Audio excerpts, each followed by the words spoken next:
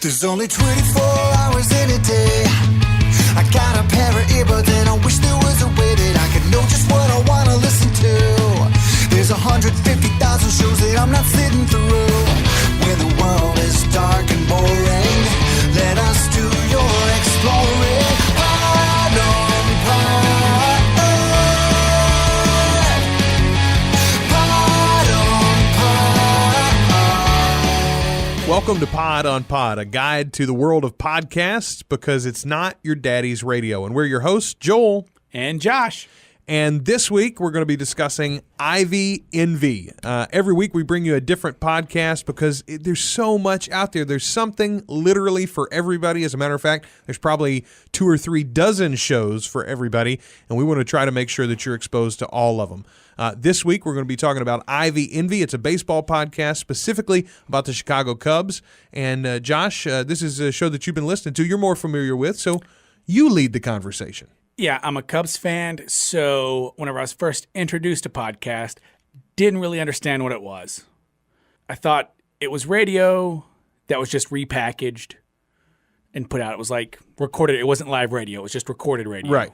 Yes, and not for the internet, but like I did this on TV or I did this on radio and somebody clipped the audio and put it up on the internet. Right. Yeah. So there are which there are shows like that. Yeah, but there were a couple of shows, only 2 or 3 shows that I listened to. I didn't know what else was out there until I started enjoying those enough that I started searching for my own interests. Well, when you first get into podcasts, it can be a little overwhelming. If you find a show, especially if you find a show that you really love, what happens generally is you turn into evangelist right away. You start telling people, hey, do you know about this podcasting thing? There's all this stuff for free. This stuff's just out there for free. Did you know that? Right, but some of the shows I listened to, one of the few shows that I listened to in the beginning would sometimes be 2 hours long. I was like, man, I don't have time to listen to more anymore. This right. is all that I got. Right. And come to find out, dude, there's podcasts that are 15 minutes long. There's some that's 20. There's some an hour, 2 hours long. So not only is there a podcast for everybody, there's a podcast for everyone's schedule. Yeah, for everybody's schedule. Something, whether you the kind of person that listens on your commute or whether you're the kind of person that listens on your morning walk or whether you're the kind of person that listens in the toilet, there's something for everybody. Or in the field on the combine. Yeah, absolutely. Or in the business room. Yeah. In the business room, in the meeting room, in the boardroom, or in the boardroom. So this wasn't the first sports podcast that I came across, but it was the first very specific podcast for something I was a fan of. Okay. And it's called Ivy Envy. It started as a blog in 2007, and then became a podcast in 2008. All right, so they've been at it a while. It's 6 years now. They've got 6 seasons. That's right. Wow. And their slogan is strong opinions and marginal analysis. Self-deprecating humor is something good. that these guys, yeah, it's good for anybody, but definitely these guys are good at it. It's something that they all incorporate. And again, it's not exactly that they're competing against ESPN, but the fact of the matter is they are. I mean, they are in a way. Yes. Yeah. Most people get all of their sports content from one location, whether that right. be ESPN TV or ESPN.com or radio or whatever. And I love ESPN, but the thing that just aggravates me the most is on the scroll I'll see there's a team I'm interested in or there's a player I'm interested in, but it's 5 segments away. Right. And you want content about the things that you want. And you don't care about the 3 sports that you don't follow. So what ends up happening, 20 teams that you don't follow. Yeah, so what ends up happening is like, oh, I'll just switch to something else. I do watch and I'll come back and catch it. And you miss it. And I miss it. That's what DVR is made for, my friend. Or that's what podcasts are for. And especially with this one, I'm interested in everything they have to say. Boy, I wish I could say the same. So it started in 2008. It's a weekly podcast, but it's also broadcast live when they record it on Sundays. Yeah, live streaming something a lot of shows do. You and I have never done it on one of our shows. I understand the reason why people would want to. Certain kinds of content lends itself more right. to doing this. The big thing that it does enable is a live conversation. You can have people listening live and chatting and responding in time with the show. Right. And so you can catch it at ivyenvy.com/live. Now, if you just go to ivyenvy.com, they have the blog, they have the live broadcast, and they have the podcast. Yeah, of course, it just occurred to me, for their show in particular, it would be beneficial to do the live streaming too, because they're going to be doing it after games a lot, I would imagine. So like, hey, Cubs just played, we can do a live stream, and then that just goes into the podcast. Well, we don't have to make a separate they file. also do an in-game chat. Oh, in-game chat. Yeah. Oh, all right, cool. So you're getting a lot of content from these guys. Yeah, these guys Ton are of very content. active. What's the team size? I mean, the group for not for the Cubs. I mean, for IVNV. How many people are we talking about? How many hosts? Yeah. There's 3 hosts. You've got Corey, Andy, and Kurt. And Corey's pretty much the lead host. He controls the action. He moves it from segment to segment. In each segment, the other guys kind of have their homework of what they're going to do in the segment. And it's pretty consistent in how the show runs. So the way that we break down shows every week is with 4 categories: audio quality, host likability, production values, the content itself, and then we're going to give you an overall rating out of a possible 2 earbuds. So first thing right off the top, let's talk about audio quality. Every time that we review a show, we're going to give you at least the basis of 3 different episodes. Now, you listen to this show on a regular basis, so you're listening from dozens and dozens, maybe 100 episodes or something. Yeah. I listened to 3.5, actually, of this show. And over the course of those 3 episodes, I feel like I got a pretty good sample, because one of them in particular had a little bit of a sound hiccup. One of the more recent episodes, there was some issue with their recording, and so we got the live stream instead of the normal audio file. It does happen. What I like about this is, just in one of our previous episodes, Doug Loves Movies, when we reviewed that show, one of the 3 episodes I heard was recorded out of their normal environment, and the audio was very different than the average episode.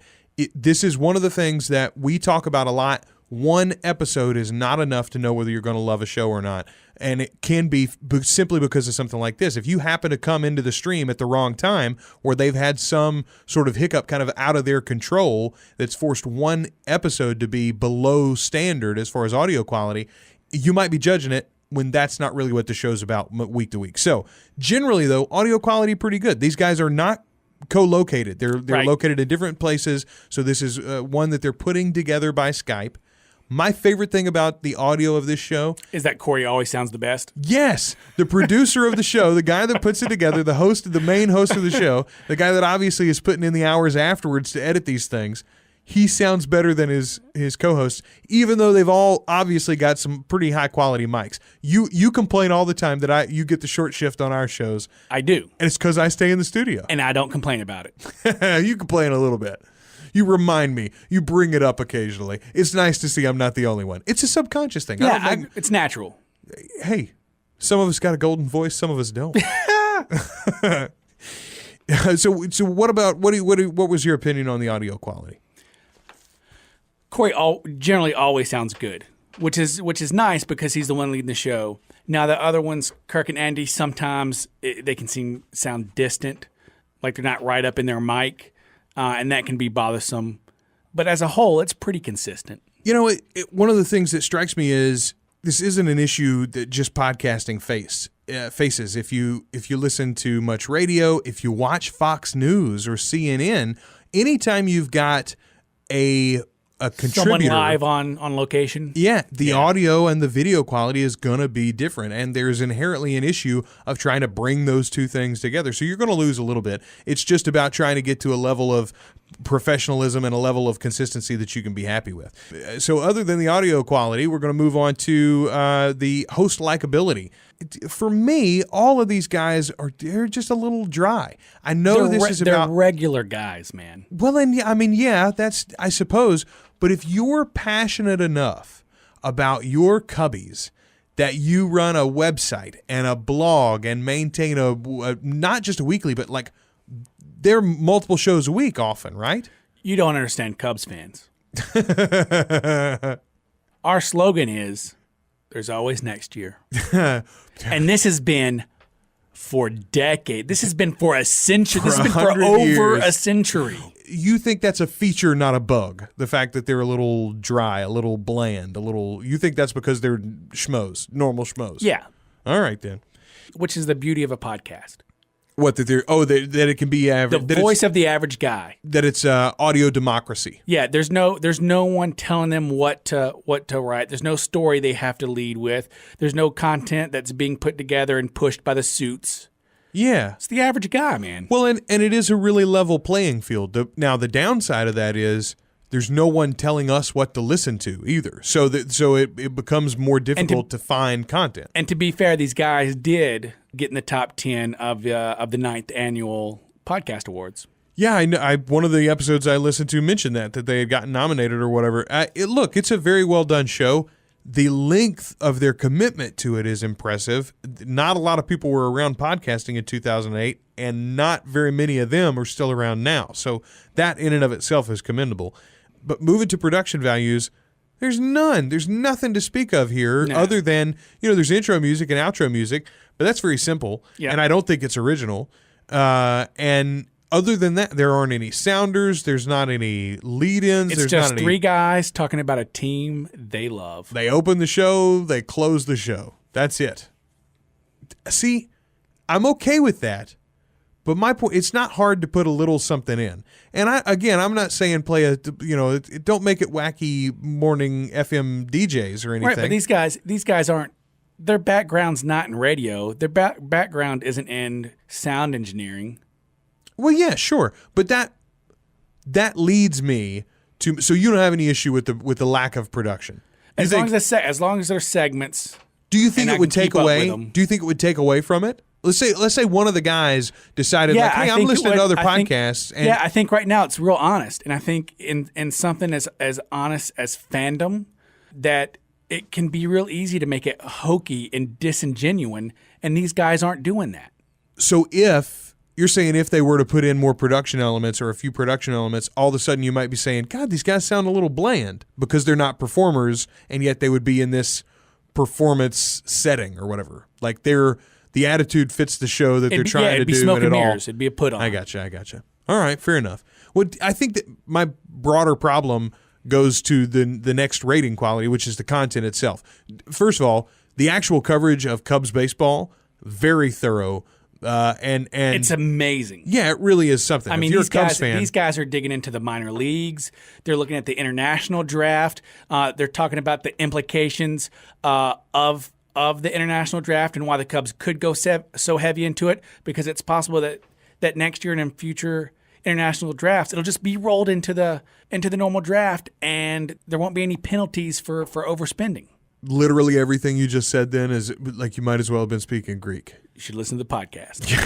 I did, and many of their things that they said were Greek to me, which brings me to my question. It's a very, again, you can go as broad as you want for podcasts, and you can go as specific as you want. So you can go, oh, I like sports. I'll listen to a podcast about sports, okay? Or you can go, oh, I like baseball. I'll listen to a podcast about baseball. You know what? I like the Cubs. Let me try to find a podcast about the Cubs. So the people who are going to be searching for this podcast and actively seeking it out, I think, is who we're speaking to. Yes. The average person, if you're not a baseball fan, if you're not specifically a Cubs fan, there's not much here for you, but it does point you into a direction you can go to find your own team, to take your fandom and turn it into a podcast that can now become a companion piece for the season. Yes, absolutely. I understand that. And to get insight that's not being fed by the big corporations. Well, and so my question I was asking myself is how do you rate a show about a subject that you don't even like, let alone know much about? I don't care for baseball, and I'm not an expert on it. And that's why I have point counterpoint. But I'll say this: the way that I was kind of approaching it was from a like a spousability factor. All right, like you and I both have spouses who are not nearly as into podcasts as we are. Right. They both enjoy a few of the podcasts that we listen to. Neither one of them listen to any every week. Neither one of them subscribe to any on their own. This is not a world that they've really gotten into. I do have a few podcasts that I very specifically have to listen to without my wife because she doesn't like the voices or she doesn't like exactly. But you do know the ones that she does like. Yeah, I know the ones my wife likes. I know what if we're laying at bed at night, I know which one I can play and get away with. Yes, And this strikes me as one that you could very easily get away with listening to while the spouse is around. First of all, there's nothing offensive in it. These guys they're not, although they do occasionally drop an expletive here and there, but it's very few and far between, and it's in the normal course of conversation. It's not done for shock value or anything. And even more often than that, it's done when they're reading, listener mail or listener responses or something.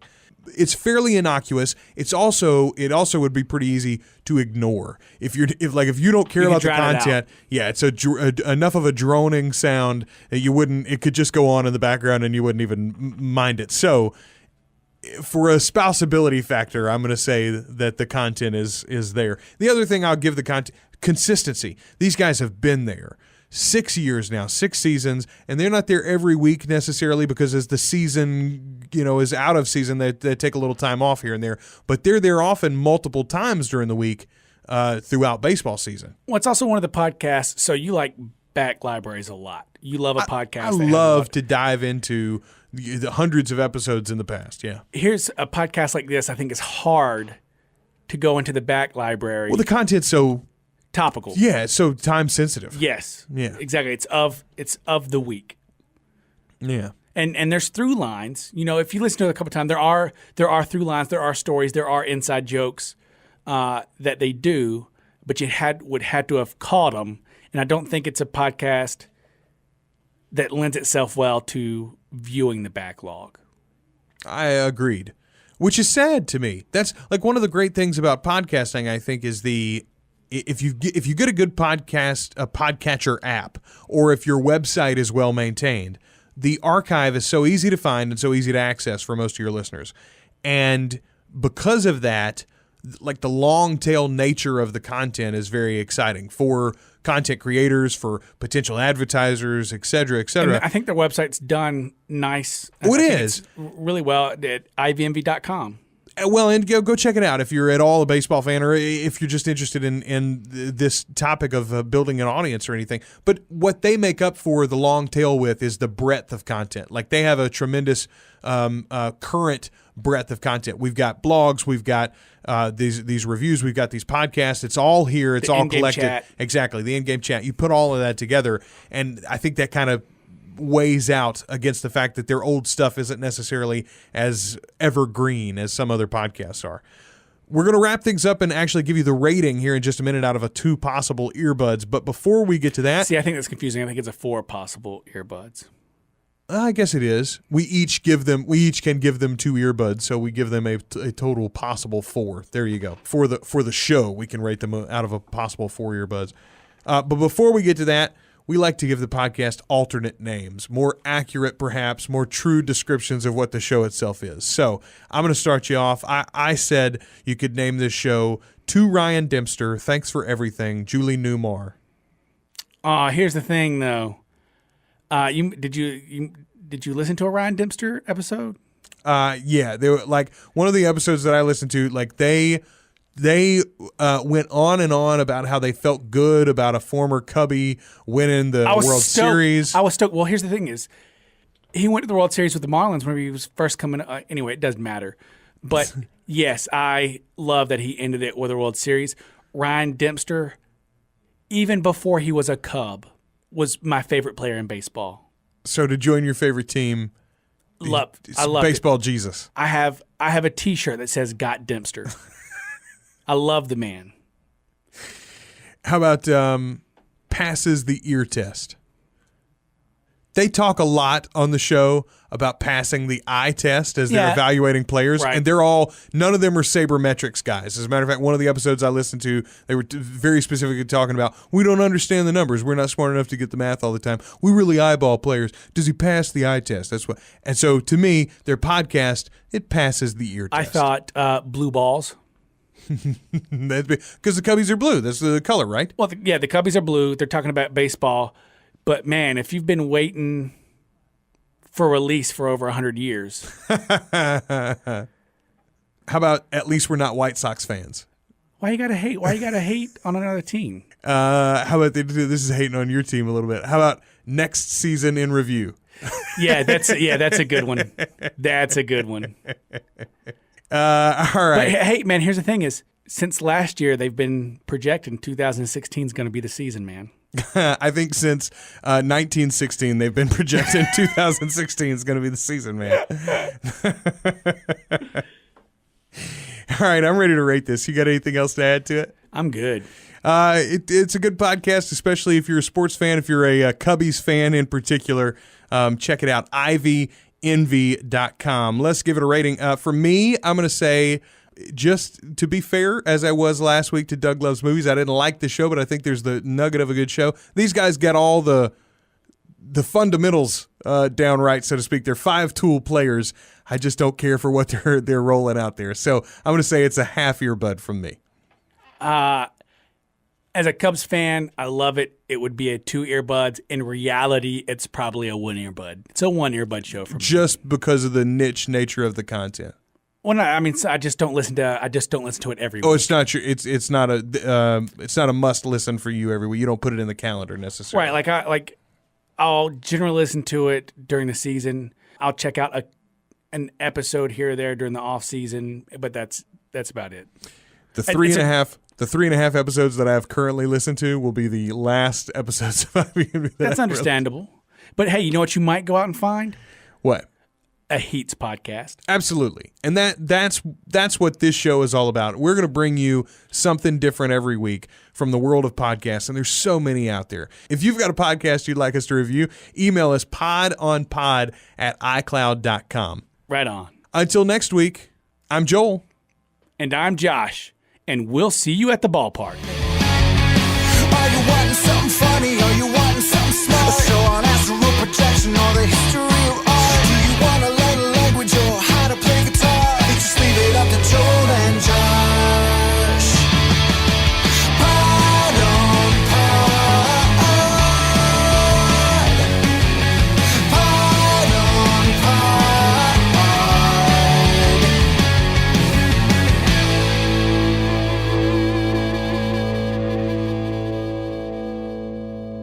Pod on Pod is a proud member of the Procast network, a ProCreate production. ProCreate is a community of artists in film, music, the digital arts, and fine arts that helps connect and collaborate on projects. You can find out more at www.teamprocreate.com. Also, be sure to check out the non-content podcast if you're a fan of gaming and or anime. The Pod on Pod theme song is written and performed by Adam Dale. Find his music in iTunes and more information about him on our website. Our musical guest this week is Edelweiss, and you can find more information about them in the description.